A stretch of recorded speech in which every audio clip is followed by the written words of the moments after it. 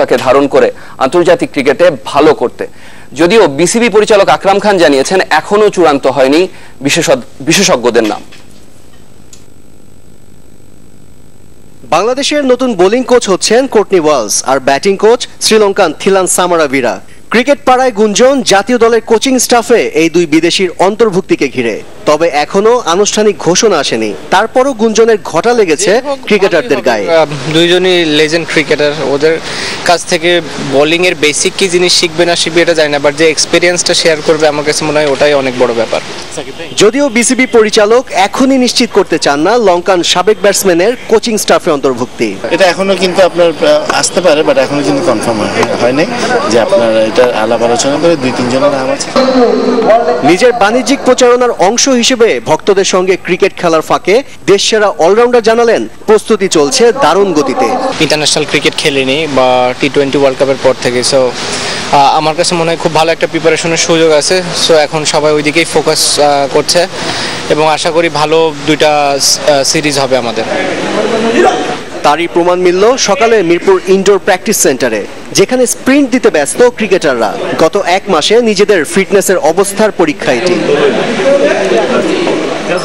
আশিক রুদ্র, channel 24, Dhaka.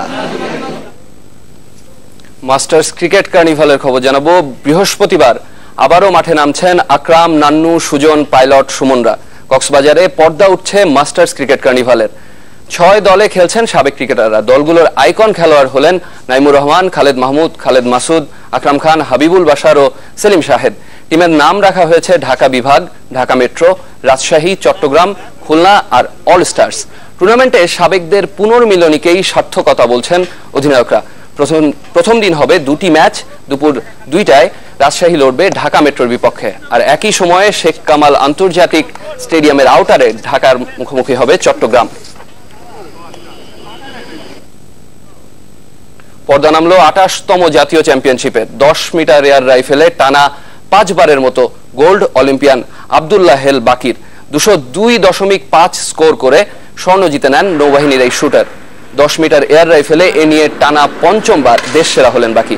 সেরা 8-এ হয়েছে হাড্ডাহাড্ডি লড়াই, শেষ 3-এ জায়গা পেতে যেতে হয়েছে টাই ব্রেকারে, আর বাকি স্বর্ণ নিশ্চিত করেন শেষ শটে।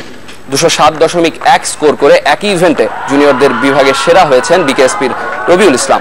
28তম জাতীয় চ্যাম্পিয়নশিপ রেকর্ড 310 শুটার অংশ নিয়েছেন এবার।